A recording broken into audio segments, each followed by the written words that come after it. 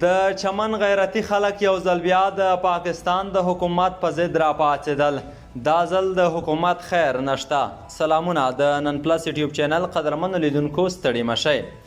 چمن کې پرلت بیا پیلیږي. پرلتوال وایي حکومت ژمنې نه دي پوره کړې. د بلوچستان د چمن او افغانستان د سپین بولدک ترمنځ پر ډیورنډ کرښه له افغان تذکرې او پاکستاني پیژندپاڼې یا شناختي کارت سره د تګ راتګ اجازې نه ورکول کېدو له کبله ځایي کارګرو او مدني فعالانو یو ځل بیا د احتجاجي پرلت پیلولو اعلان کړی دی. دې کسانو نږدې 3 اونۍ مخکې خپل 10 میاشتنی پرلت وروسته تر هغه پای ته ورساوه چې د دوی په خبره د پاکستان حکومت پر دې لار د تلو راتلو لپاره د پاسپورت او ویزې شرط بیرته اخیستی و. د پرلت مشران وایي پاکستاني چارواکي پر خپلو ژمنو نه دي درېدلي او له همدې کبله دوی خپل احتجاجي پرلت بیرته پیلوي.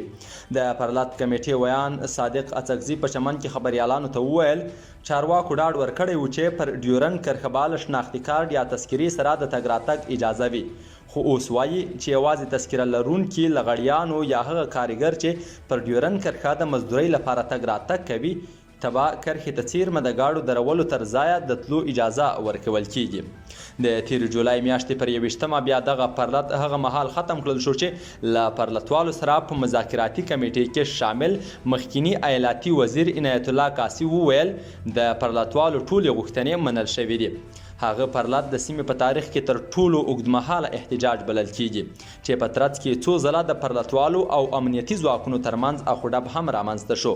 په دا وروستیو کې د صادق اڅکزي او غوث الله په ګډون د پرلتوالو ځینې مشران د پاکستان امنیتي ځواکونو لخوا نیول شوي هم وو.